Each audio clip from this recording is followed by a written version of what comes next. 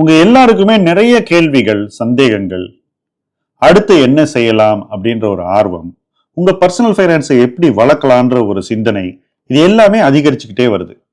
But இது எல்லாத்துக்கும் answers ஈஸியா கிடைக்குதா அப்படின்னு பாத்தீங்கன்னா கிடைக்கல. அந்த ஆன்சர்ஸை உங்களுக்கு ஈஸியா கொண்டு சேர்க்கறதுக்காக தான் ஆஸ்க் M2W எனிதிங்னு ஒரு ஹெல்ப்லைனை நம்ம கிரியேட் பண்ணியிருக்கோம். அதற்கான ஃபார்ம் இந்த வீடியோனுடைய லிங்க்லயே இருக்கு. இந்த ஃபார்மை நீங்க ஃபில் பண்ணீங்கன்னா ஆட்டோமேட்டிக்கா உங்களால நேரடியாக உங்களுடைய கேள்விகளை எங்கள்கிட்ட கேட்க முடியும். உங்களுடைய பர்சனல் ஃபைனான்ஸ் சார்ந்த சந்தேகங்களை நீங்க தீர்த்து கொள்ள முடியும். அது மட்டும் இல்ல, அடுத்தது என்ன செய்யலாம், யார்கிட்ட எப்படி ஆலோசனை வாங்கலாம், ஆலோசனை பெற்று எப்படி வளரலாம்ன்ற அந்த ஒரு தேடல்லையே நீங்க ஈடுபட முடியும். இது எல்லாமே உங்க முன்னாடி இருக்கக்கூடிய சாய்ஸ். இந்த சாய்ஸஸ் நீங்க சரியா செய்யணும்னா ஃபர்ஸ்ட் நீங்க இந்த ஃபார்மை ஃபில் பண்ணிட்டு ஆஸ்க் M2W எனிதிங் ஹெல்ப்லைன்ல பார்ட்டிசிபேட் பண்ணணும், அதுல ஜாயின் பண்ணணும். வாங்க இணைந்து பயணிப்போம்.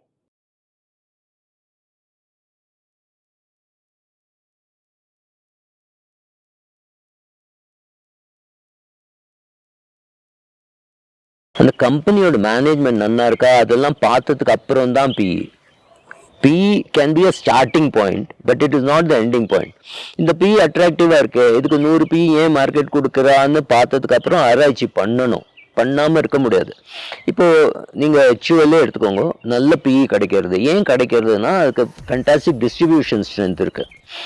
நாளைக்கு அமேசான் மாதிரி இன்னும் 2 கம்பெனி வந்து லாஜிஸ்டிக்ஸில் ரொம்ப நன்னா பண்ணிட்டுன்னா கோயம்புத்தூரில் உட்காந்து ஒரு டீ மேனுஃபேக்சரர் அவனால் அதை காஷ்மீர்லையும் விற்க முடிஞ்சதுன்னா because of the distribution of Amazon. அது அமேசான் மாதிரி 4 கம்பெனி இருக்கிறதுனால அந்த மார்ஜின் அவன் 8% தான். இன்னைக்கு அவன் 40% கேட்குறானா இருக்கும், 8% தான் கேட்குறான்னா HULோட அந்த டிஸ்ட்ரிபியூஷன் ஸ்ட்ரென்த் வேறு யார்கிட்டயும் இருக்குன்னா இவனுக்கும் அந்த குரோத் வரும். ஸோ அப்படிலாம் ஆறுதா அதெல்லாம் பார்க்கணும். இப்போ கோல்கேட்க்கு அந்த லெவல் டிஸ்ரப்ஷன் நடக்குமா அப்படின்னு கேட்கறாங்க. கரெக்ட், அந்த அது கேட்கணும் முதல்ல. இவன் வந்துட்டான், பதாஞ்சலி வந்துட்டான், அவன் 10 லட்சம் டியூப் பேஸ்ட் விற்கல சொல்லல, ஆனாக்கா அவன் கோல்கேட்டை கேட்ச் பண்ண முடியுமா? அது ஒரு இம்பார்ட்டன்ட் கேள்வி. பட் அன்னைக்கு நிறைய பேர் இந்த தந்த கிராந்தியா அந்த பேரே மறந்து போச்சு எல்லாருக்கும். அந்த தந்த கிராந்தி வந்ததுனால கோல்கேட் காலி அப்படின்னாங்க. ஏன்னாக்கா அவங்களுக்கு கொஞ்சம் குறைஞ்சது, சிடி கொஞ்சம் சிடிசி Colgate dental cream. So they brought Ved Shakti. Okay. Correct. And then they brought so many other products layering on the Ayurveda plank. Then Dabur did the same thing. Today, in my opinion, Patanjali is nowhere. So that when Colgate came down that time to 400, 450, or whatever, even lower, 275, I don't remember the rates. It came down a lot, I know. அது வந்து it was a great buy opportunity. Correct. அது once in a decade or 2 decades தான். Correct. Right? Correct. So இந்த மாதிரி ஒரு disruption வரும்போது எப்படி அது கீழே வரும்போது பயங்கர பையோ, அதே போல என்ன பொறுத்த வரைக்கும் மேல ரொம்ப 120 அந்த மாதிரி PE எல்லாம் போகும்போது இட்ஸ் ஸ்கிரீமிங் செல். நான் ஒரு கம்பெனி 120 இருக்குன்னு சொல்லி இன்னொரு கம்பெனி 100 இருக்கலாம்னு நியாயப்படுத்துற இடத்துக்கு நான் போக மாட்டேன். கரெக்ட். நான் இப்போ எனக்கு வந்து இண்டிகோட PE தெரியாது. Of course it is expensive. நான் வாங்கணும் விலை குறையாது. ஆனா அவனுக்கு அவ்வளவு PE இருக்கு. வேற எந்த ஏர்லைன் லிஸ்டட் அந்த வேல்யூஷன் கொடுக்க போனீங்கன்னா இட் இஸ் நாட் பிரைஸ். நாளைக்கு ஆகாஷா லிஸ்ட் பண்றான், அவனுக்கு இந்த நாட் ஜஸ்டிஃபைட். ஒத்துமும் இன்னுமே இந்தியாவில் ஏர்லைன் ஆரம்பிச்சு 65% மார்க்கெட் ஷேர் போறது இல்லை. கோல்கேட் இண்டிகோ தூங்க போறது இல்லை. ஸோ இண்டிகோட்ட நீ சண்டை போட்டு ஒரு % வாங்கணும், அதுக்கு 65 வருஷம் ஆகும். It's not easy. அது ரொம்ப கஷ்டமான பிசினஸ். அவன் என்ன ரன் பண்றான்னா அதை ஷேரை வாங்கி அதுல ரைட் பண்றது பெட்டர். சும்மா நான் அடுத்த இண்டிகோட்ட முடியாது. இல்ல, இந்த அடுத்த கம்பெனிங்கிறது எனக்கு வந்து கொஞ்சம் கூட பிடிக்காத ஒரு ஆர்குமெண்ட். ஏன்னா நானும் பார்த்துட்டு இருக்கேன். அடுத்த HDFC bank it started with IndusInd. எல்லாம் Yes Bank. Then it went on to IDFC. Then it RBL. அதுக்கு முன்னாடி DCB. ரைட்? ஆல்ரெடி 5 சொல்லிட்டேன். இது தவிர AU ஸ்மால் ஃபைனான்ஸ் அடுத்தது பயங்கரம் பந்தன். எனக்கு தெரிஞ்சு 7 பேர் ஆல்ரெடி வந்துருச்சு. இதுல வந்து HDFC பேங்க்ல இருந்து ஒருத்தன் வெளியே போய் சேர்ந்தான்னா அதெல்லாம் கூட அந்த லிஸ்ட்ல சேர்த்துக்கலாம். CEO is from HDFC Bank. அதனால அவர் அடுத்த HDFC பேங்க் கிரியேட் பண்ணிடுவார். If he is capable of creating the next HDFC Bank and he is from HDFC, I would think HDFC would not have let go of this person. Correct. They would have retained him. எதுக்கு அவனை வெளியே போக விடுவாங்க? நீ இங்கே இருப்பா, இங்கே பெருசு பண்ணு, இன்னும் ரூரல்ல போய் ஒரு HDFC பேங்க் கிரியேட் பண்ணுன்னு they would have retained him. இதெல்லாம் புரிஞ்சுக்காம இந்த மாதிரி ஒரு சிஇஓ பெடிகிரி, அப்புறம் வந்து இந்த மேனேஜ்மெண்ட் கமெண்ட்ரி இதெல்லாம் பார்க்காம என்ன ரிஸ்க் எடுக்கிறாங்க. பேங்கிங் என்ன பொறுத்த வரைக்கும் it's a business of managing risk. It is not a business of managing growth. இதை வந்து நமக்கு பெஸ்ட் ஆஃப் ஸ்விஸ் பேங்கர் சொல்லி கொடுத்துருக்காங்க எத்தனையோ புஸ்தகங்கள்ல. நம்ம ஊர்ல இந்த ஊர்ல ஒரு பேங்கர் இருக்காரு, அன்பார்ச்சுனேட்லி அது பேங்கா ஆகவே இல்லை. Start how to chase growth and how not to chase growth. Sundaram Finance. நான் வந்து அவங்களோட கமெண்ட்ரியை பார்த்துட்டே இருப்பேன் என்ன சொல்றாங்கன்னு. Because they tell the truth to the shareholder. Correct. Whereas all the others who claim that they will grow faster than industry are clearly not telling you the other side that they are going to take crazy risks. It's like telling you, Subra, I am going to take you from Trichy to Chennai in 3 hours. I make you that promise. But I am not telling you how rashly I am going to drive. Correct. If you get into the car with me, okay, you are reducing the safety Correct. of your travel. Correct. And you are also increasing the risk of your Correct. reaching the destination safely. Correct. Now investingல இதுதான். இப்போ landing கம்பெனிஸ்ல எல்லாமே இதுதான். அதே மாதிரி தான் எல்லா விதமான NBFCலயும் இந்த ப்ராப்ளம் இருக்குதுதான் நான் நினைக்கிறேன். Correct. They go too fast, then they trip, then they get up, then they get recapitalized, they raise money again. Correct. That's the only way. Correct. And then again they run fast, again they trip. So new shareholders keep coming and giving them money at lower valuation. So நீங்கள் பார்த்தீங்கன்னா HDFC பேங்கோ, சுந்தரம் ஃபைனான்ஸோ, சோழமண்டலமோ, they never come to the market for money. அவன் வந்து Sundaram never came, but others come once in a while. Once in while அது சின்னதாக கொஞ்சம் ரேஸ் பண்ணி கொஞ்சம் லிக்விடிட்டி வச்சுட்டு growth வேணும். அவன் 10,000 கோடி ஹெச்டிஎஃப்சி பேங்க் கேபிட்டல் ரேஸ் பண்ணுறாங்கன்னா தெரியும் 1 லட்சம் கோடி growth வரப்போகுது. It's a signal. அவன் வெரி டிஃபிகல்ட் டைம்ல அவன் பைசா ரேஸ் பண்ணுவான். இஸ் ப்ரிப்பேரிங் ஃபார் ஃபியூச்சர் க்ரோத்னு புரியும் நம்மளுக்கு. இவன் அதுக்காக பண்றான், கேபிட்டல் அடிக்குவசிக்காக பண்றான், இவனுக்கு க்ரோத் வரப்படுதுன்னு. இல்லைன்னா அவனுக்கு பணம் அவசியம் இல்லை. அவன் பேலன்ஸ் ஷீட்குள்ள ஒரு பேங்க், இன்னும் 2 சின்ன பேங்க் உட்காந்துருக்கு. So you see all that and you realise ரிஸ்க்கும் ரிவார்டும், ரிஸ்க்கும் ரிட்டர்னும் ஒரு காயினோட 2 பக்கம் மாதிரி. ஸோ ஐ கீப் சேயிங், நீ ரிஸ்கே பார்த்துட்டு இருந்தா ரிட்டர்ன் வீட்டுக்கு வரும், நீ ரிட்டர்னே பார்த்துட்டு இருந்தா ரிஸ்க் வீட்டுக்கு வரும். ஸோ யூ கேனாட் சே நீ தான் டிசைட் பண்ணணும். நீ வந்து நான் ரிட்டர்னே பார்த்துட்டு இருக்கும்போது ரிட்டர்னே வரணும்னா வராது. இது வந்து நீ எஃபர்ட் போட்டாக்க நல்ல ரிவார்டு வரும். நான் வந்து எஃபர்ட்டே போட மாட்டேன்னா ரிவார்டு வராது. அந்த மாதிரி தான் ரிஸ்க் கண்ட்ரோல் பண்ணிட்டே இருக்கணும், அங்கேருந்து ரிவார்டு வரும். நீங்கள் ஹெச்டிஎஃப்சி பாருங்க, ஒரு ஹெச்டிஎஃப்சி பேங்க் பாருங்க, டல் போரிங் பேங்க் தான் எல்லாரும் சொல்லுவா. HDFC limited was very boring, very கான்சர்வேட்டிவ்னா என்ன, ஷேர் ஹோல்டர் ரிட்டர்ன் பாரு எவ்வளவு அக்ரெசிவா இருக்கு. ஆமாம், மார்க்கெட்ல கான்சர்வேட்டிவ். நீ நியூஸ் பேப்பரா ரூபா கொடுக்க மாட்டேன், நீ பாலிட்டிஷியனா ரூபா கொடுக்க மாட்டேன், நீ பேத்திரியால ரூபா கொடுக்க மாட்டேன், நீ லேயரா அவனுக்கு கிரெடிட் கார்டு தர மாட்டேன். அப்படி ஒரு risk control, demonic risk control. அங்க நிறைய பேர் இருந்தா, I don't want to say their names, அவெல்லாம் ரிட்டையர்ட். Demonic risk control. சேர்மன்ட்டே இல்லை சார் கொடுக்க முடியாதுன்னு விடுவான். எம்டிடே கொடுக்க முடியாது சார், இவங்க நான் கொடுக்க மாட்டேன். அப்படி ஒரு ரிஸ்க் கண்ட்ரோல், அப்படி ஒரு காஸ்ட் கண்ட்ரோல். ரிலையன்ஸ்லயும் அதே மாதிரி காஸ்ட் கண்ட்ரோல். இதெல்லாம் பார்த்தாச்சு. அண்ட் யூ நோ, இதெல்லாம் பண்ணினாதான் இது வரும். நான் ஒரு சிம்பிள் எக்ஸாம்பிள், ஐ திங்க் சத்குருவும் இந்த எக்ஸாம்பிள் கொடுக்குறார். உங்களுக்கு ரோஜா வேணுமானா உங்களோட இன்புட் ஒன்றும் ரோஜா மாதிரி அழகா இருக்காது. மண், அதுக்கு போட வேண்டிய ஃபர்டிலைசர், மேன்யூர், தண்ணி ஏதாவது ரோஜா மாதிரி இருக்கோ இல்லை, அதெல்லாம் போட்டு அதை பாதுகாத்தாக்க ரோஜா வரும். அந்த மாதிரி தான் அவங்க எஃபர்ட் பார்த்தாக்கா அழகாவே இருக்காது, போரிங்கா இருக்கும். ஆனால் தினமும் ஒரு நாள் ரோஜா மாதிரி வரும். அந்த மாதிரி risk control dull boring thing. அதே மாதிரி தான் அந்த குழந்தைகள் படிக்கிறதும் போரிங் தான். ஆனால் அது ஒரு நாள் ரிசல்ட் வருது இல்லை. அந்த மாதிரி நான் தினம் மஜா பண்ணுவேன்னா ரிசல்ட் மாசமா வரும். நீங்க தான் டிசைட் பண்ணணும் என்ன பண்ணுங்கிறது. Investing is boring. என்ன இருக்கு, பேலன்ஸ் ஷீட் வரும், ரிசல்ட் வரும், யாராவது அந்த ரிசல்ட்டை பார்த்து கமெண்ட் பண்ணுவா, அதெல்லாம் போரிங் தான். அது பண்ணினாதான் ரிசல்ட் வரும். இன்ட்ரெஸ்டிங் பாயிண்ட்ஸ் நீங்க சொன்னது எல்லாமே. ஆல்ரெடி மார்க்கெட்ல ஒரே ரத்த கலரியா இருக்கு. இந்த இயர் எப்படி இருக்கும்னு நீங்க நினைக்கிறீங்க?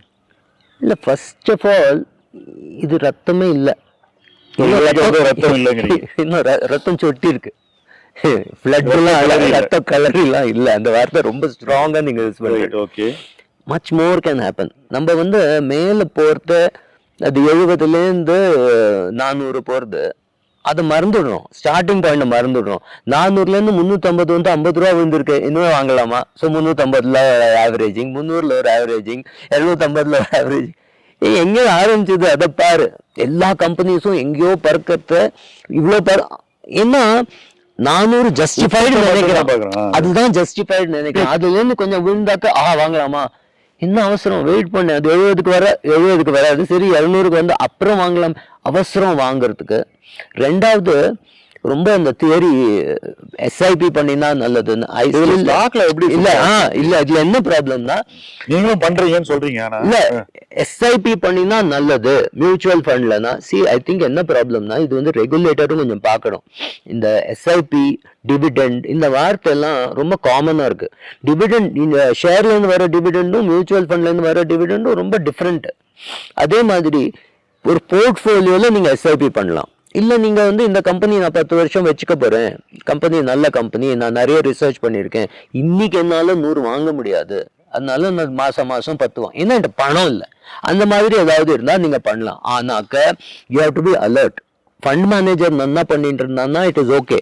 நல்ல ஃபண்ட் மேனேஜர் நன்னா பண்ணுறான், நல்ல காஸ்ட்டில் பண்ணுறான்னா இட் இஸ் ஓகே. ஷேர்னாக்க நீங்கள் நிறைய வாங்கியிருக்கேன், திடீர்னு ப்ரைஸ் ஓவர் ப்ரைஸ் தோணினா you have to sell everything. இங்க என்ன பண்ணுவோம், இல்ல இதெல்லாம் ஷார்ட் டேர்ம் கேபிட்டல் வருது, அது வந்து வெயிட் பண்ணி கெயினே வராது.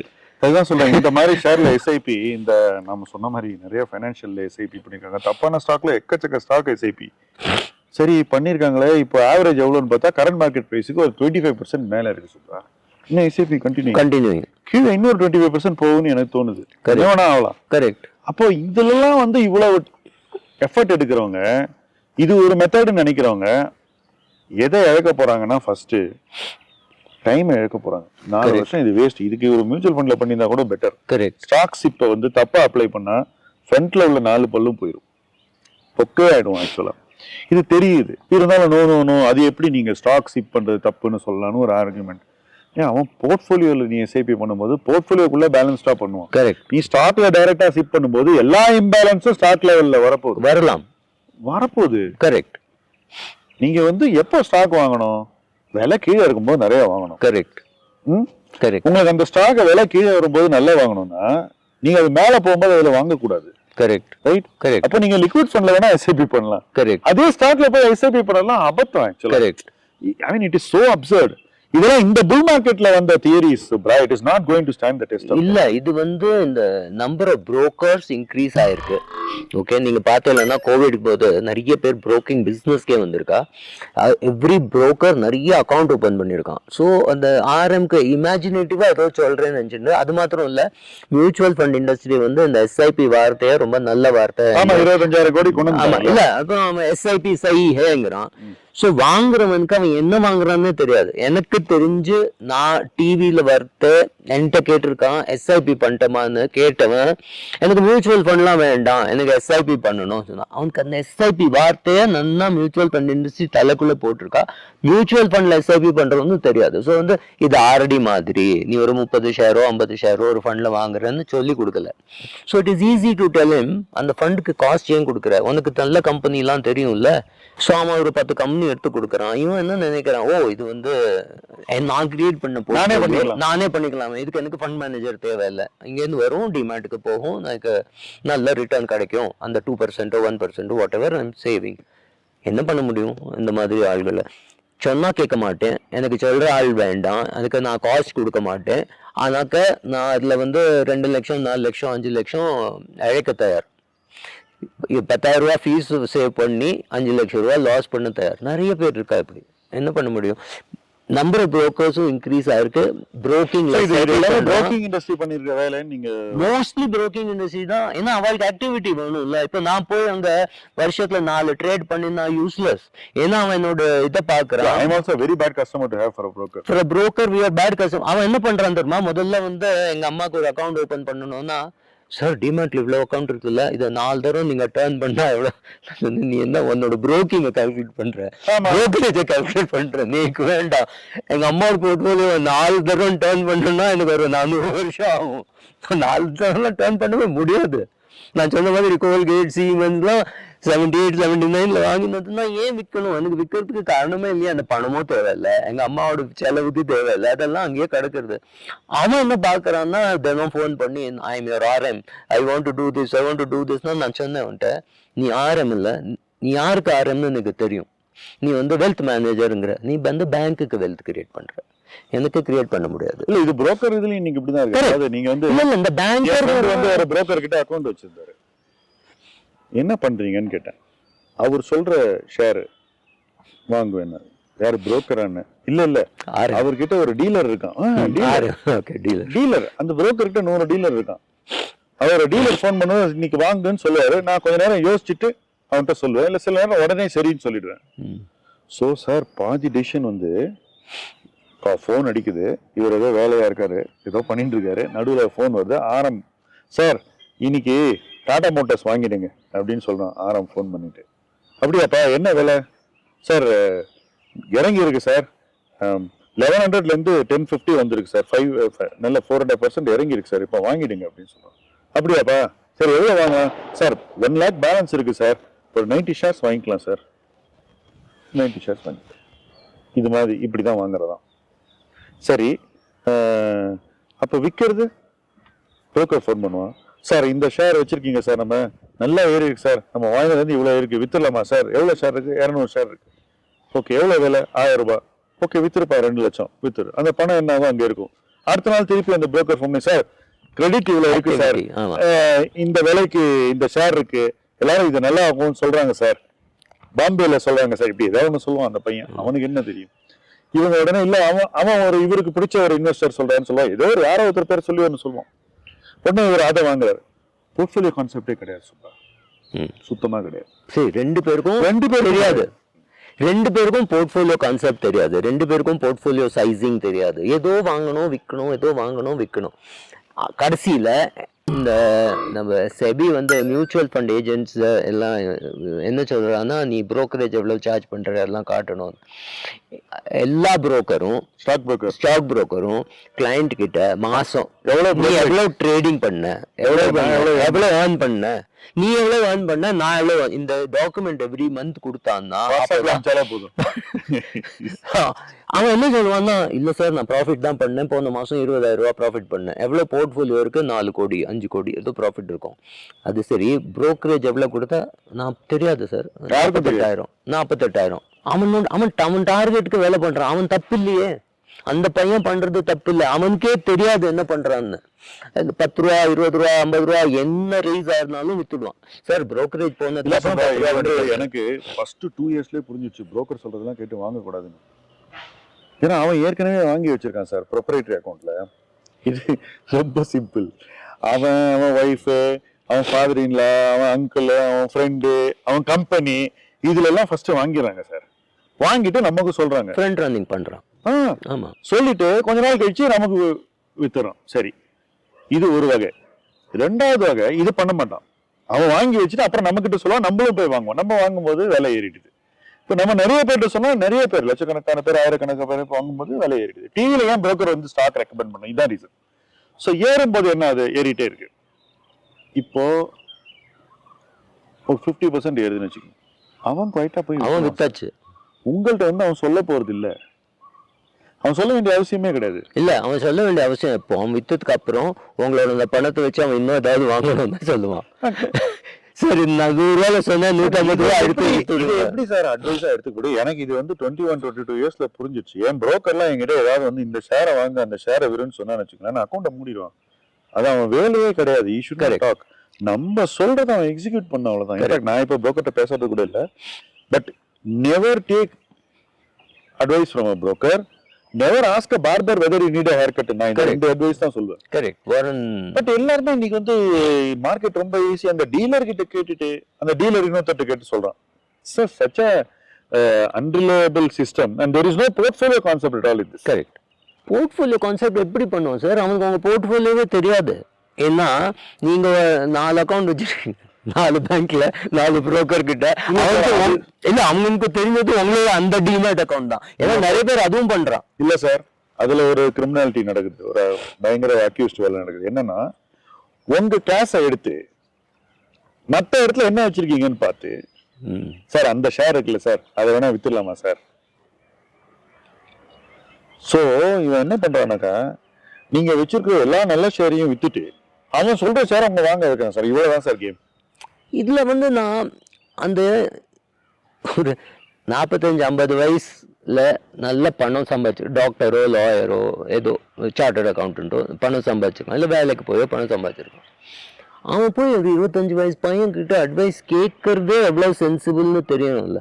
அவனுக்கு என்ன தெரியும் இல்ல அவன்கிட்ட கேட்கக்கூடாதுங்கிறது இவருக்கு தெரியலைன்னா இட் இஸ் ஹிஸ் மிஸ்டேக்னும். என்ன சொல்றவன் தப்பு சரி, ஆனா அவனோட இன்சென்டிவ் டிபெண்ட்ஸ் ஆன் ஆக்டிவிட்டி. உங்களுக்கு ஆக்டிவிட்டி புரோக்கருக்கு வந்து உங்க போர்ட்ஃபோலியோ 2 வாட்டி சேஞ்ச் பண்ணாதான் அவனுக்கு வந்து கரெக்ட். மொத்த போர்ட்ஃபோலியோ நீங்க 2 வாட்டி மாத்தணும் ஒரு வருஷத்துக்கு. அதுதான் அவனோட பிசினஸ் தம்ப் ரூல். நீங்க 3 வாட்டி மாத்தினா அவன் மாமன் ப்ராஃபிட், அவன் பயங்கர ப்ராஃபிட். ஆமா சரி, இதுதான் சார் பிரின்சிபல். அவன் ரெக்கமெண்டேஷன் கொடுக்கறதே உங்களை இந்த ஆக்ஷனை எடுக்க வைக்கிறதுக்கு தான்ன்றது என்னுடைய பாயிண்ட் ஆஃப் வியூ. நீங்க புரோக்கர்ட்ட போய் அட்வைஸ் கேட்கறதுல இதான் பிரச்சனை. யார் வேணா இருக்கலாம் சார் புரோக்கர். அது உலகம் பிரசித்தி பெற்ற கோல்ட்மேன் சாக்ஸா இருக்கலாம், யார் வேணா இருக்கு, அல்லது உங்களுக்கு பிடிச்ச ஒரு அங்கிளா இருக்கலாம், கரெக்ட், பக்கத்து வீட்டு அங்கிளா இருக்கலாம். கான்செப்ட் என்னன்னா அவங்களுக்கு வந்து சேர்ன் தான் வந்து புரோக்கரேஜ். நீங்க அவங்களை எப்படி யூஸ் பண்ணணும்? வெறும் சேவையா யூஸ் பண்ணலாம். டிரான்சாக்ஷனுக்கு என்ன ஃபீஸ், ரீசனபிள் காஸ்ட், இதை எடுத்துக்கோ, அதுக்கு மேல என்கிட்ட வராது. இவ்வளவுதான். இப்ப நீங்க அப்படி என்ன பண்ணீங்க உங்க புரோக்கர்ட்ட? அவ்வளவுதான். நான் புரோக்கர்ட்ட கேட்கறதுலாம் கிடையாது. கரெக்ட். இந்தியாவில் இன்னைக்கு நிறைய பேரு ஃபியூச்சர்ஸ் அண்ட் ஆப்ஷன்ல புரோக்கர் சொல்றதை கேட்டு பண்றாங்க சார். கரெக்ட். இதெல்லாம் வந்து ரொம்ப ரொம்ப ரொம்ப என்ன சொல்றது, ரிஸ்க் மேனேஜ்மெண்ட்ல பிளைண்ட் ஸ்பாட்ஸ்ன்னு நான் சொல்றேன். ஷாம், நேற்றுக்கு நம்ம இங்கிலீஷ்ல ஒரு வீடியோ பண்ணோம், இஸ் எக்ஸ்பீரியன்ஸ் அண்ட் இம்பெடிமெண்ட்.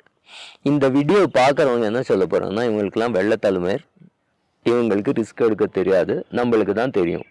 இது எப்போ கரெக்ட் ஆகும்? என்ன ப்ராப்ளம்னா 2002லேருந்து 2024 வரைக்கும் ஒரு பெரிய மந்தி வரல, பெரிய பேர் மார்க்கெட் வரல. ஒரு 3 மாசம் பேர் மார்க்கெட், 4 மாசம் பேர் மார்க்கெட், அது வந்து பெரிய பேர் மார்க்கெட்ல ஒரு 4 வருஷம் பேர் மார்க்கெட் தாங்கிக்கிற சக்தி இன்னைக்கு உங்க கவர்மெண்ட்டுக்கும் கிடையாது, உங்க ஆர்பிஐக்கும் கிடையாது, ஒருத்தருக்கும் கிடையாது. ஸோ 6 மாசம் பேர் மார்க்கெட் வந்தாக்க it is good news. There will be changes in income tax. அவன் வந்து கேபிட்டல் கெயினை ரிமூவ் பண்ணுவான், ஏதாவது பண்ணுவான். ஏன்னா அவளுக்கே பயம். இது வந்து ஷேர் மார்க்கெட் ப்ரைஸ் இன்னைக்கு வந்து வெங்காய வேலை மாதிரி. வெங்காய வேலை இன்க்ரீஸ் ஆயிடுத்துன்னு பிஜேபி காட் பிரைஸ் அவுட் 1998ல அவ ஜெயிக்கலாமா, டெல்லியில தோத்தாங்க. 98 to 2025 அவன் திரும்ப வரல. 26 வருஷம் வந்து வெளியில வச்சிருக்கு, 27 வருஷமா அவனை வெளியில வச்சிருக்கு. இந்த பயம் அவனுக்கு வெங்காயத்துல வந்த மாதிரி இன்னைக்கு ஷேர் மார்க்கெட்ல இருக்கு. ஷேர் மார்க்கெட் 2-3 மாதம் கீழே போனா கவர்மெண்ட் ஏதோ பண்ணி அந்த மேல தூக்கிடும். அப்போ நம்ம திரும்ப இவங்க என்ன சொன்னா 6 வருஷம் மந்தி, 6 வருஷம் பேர் மார்க்கெட் இருக்கும். 6 வருஷம் பேர் மார்க்கெட்டுக்கு சான்ஸே இல்லை, ட்ரம்ப்புக்கே பயம் வந்துடும். ஸோ நம்ம பயந்துட்டு ஏதோ பண்ணி கொளார்படி பண்ணி திரும்ப அதை மேல வைப்போம். எவ்வளவு நாள் இதை கவர்மெண்ட் பண்ண முடியும்? ஆர்டிபிஷியல் ப்ராப்பப் எல்லாம் தெரியாது. ஆனா ஆர்டிபிஷியல் ப்ராப்பப் ஏதோ இருக்கு, மார்க்கெட்டை மேல பிடிச்சு வச்சுட்டு இருக்காங்க இப்போ. ஆனா பேசிக்கா இன்வெஸ்ட்மெண்ட்ல ஒன்றும் மாறல. நல்ல கம்பெனி, நல்ல இபிஎஸ், டேக்ஸ் கட்டிட்டு 30% உங்களுக்கு கொடுக்குறான்னா இது இருந்தாக்க, நல்ல மார்க்கெட் ஷேர் இருந்தாக்க, ஃப்ரீ கேஷ் ஃப்ளோ இருந்தாக்க இந்த கம்பெனி உங்களுக்கு நல்ல சோறு போடும். இன்னைக்கும் இதுதான், 1900லயும் இதுதான், 2000லயும் இதுதான், 1929லயும் தான், 2029லயும் தான். அந்த தியரி மாறாது. நல்லா படிக்கிற பிள்ளை நல்ல மார்க் வாங்குவான். இது வந்து சிம்பிள். அந்த மாதிரி நீ இந்த எக்ஸசைஸ் பண்ணி கரெக்டா சாப்பிட்டு எல்லாம் பண்ணா உன்னோட ஹெல்த் நல்லா இருக்கும். இந்த ரூல்ஸ் மாறவே மாறாது. யாரு வேணா என்ன வேணா சொல்லட்டும், இட் டசன்ட் மேட்டர். நல்ல கம்பெனி நல்ல கம்பெனியா இல்லையான்னு பாக்குறதுக்கு ஒரு ரொம்ப சிம்பிள் ரூல் இருக்கு. மியூச்சுவல் ஃபண்ட்லாம் வாங்கியிருக்காளா பாருங்க. இல்ல அதுல வந்து மியூச்சுவல் ஃபண்ட்லாம் காசு கொடுத்து வாங்குறான்னு ஒரு இல்ல, இதை முதல்ல பார்த்துட்டு இது என்னன்னா அந்த பீட்டர் லிஞ்ச் சொல்லியிருக்கான், நீங்க யூஸ் பண்ற ப்ராடக்டா இருந்தா ஷேரை வாங்குன்னு. அது தப்பு இல்ல, அது தப்பு. பீட்டர் லிஞ்ச் அதை சொல்லவே இல்லை. பீட்டர் லிஞ்ச் என்ன சொல்றான்னா நீ வாங்குற ப்ராடக்டா இருந்தாக்க அதை ரிசர்ச் பண்ணி சொல்லியிருக்கான், வாங்குன்னு சொல்லல, ஷேர் வாங்குன்னு சொல்லல. நீ அந்த கம்பெனி நல்ல கம்பெனி, அந்த மாதிரி 10 பேர் வாங்குறாள் பார்த்த அப்புறம் நீ ரிசர்ச் பண்ணி வாங்குன்னு சொல்றான். ஸோ மியூச்சுவல் ஃபண்ட் வாங்கியிருக்கானா, 10 மியூச்சுவல் ஃபண்ட் வாங்கியிருக்கானா, வெரி குட். அப்புறம் நீ ரிசர்ச் பண்ணு, பேலன்ஸ் ஷீட்டை பாரு. நான் ஒண்ணுமே பண்ண மாட்டேன். இப்போ அவன் நரேன் வாங்கியிருக்கான், பிரசாந்த் ஜெயின் வாங்கியிருக்கான், ரோஷி வாங்கியிருக்கானா, அது that is not an indicator. அவன் ஏன் வாங்கியிருக்கான், எப்போ உன்கிட்ட சொல்லியா விற்க போறான்? அவன் என்ன வாங்கியிருக்கான்னு தெரியும், அவன் எப்போ விற்க போறான் உன்கிட்ட கேட்க போறான். நான் கேட்க போறது இல்லை. ஸோ இது வந்து it's a painful process, it's a boring process. ஆனால் நீ அந்த ப்ரோசஸை சரியாக பண்ணினாக்க உனக்கு ரிசல்ட் என்ன வரும். நான் அப்போ சொன்ன மாதிரி நீ ரிஸ்க்கை கண்ட்ரோல் பண்ணால் ரிட்டர்ன் வரும். நீ ரிட்டர்னே அந்த 30% பார்த்துன்னா ரிஸ்க் வரும். ஆன் தட் நோட் இந்த கான்வர்சேஷன் வித் சுப்ராவை நம்ம கன்க்ளூட் பண்ணுறோம். நீங்கள் ரிஸ்க்கை கண்ட்ரோல் பண்ணுவீங்கன்றதா நம்பிக்கை. ரிஸ்க்கை நீங்கள் கண்ட்ரோல் பண்ணால் ரிட்டர்ன்ஸ் உங்களுக்கு எல்லா நேரத்துலையும் கை கொடுக்கும்.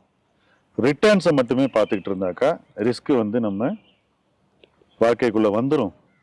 அது நமக்கு நல்லதில்லை. இதை நம்ம மைண்டில் வச்சுக்கிட்டா என்னைக்கும் நம்ம முதலீடு ஒரு சேஃபான இடத்துல இருக்கும், ஒரு நல்ல இடத்துல இருக்கும் என்றே நம்புவோம். நன்றி.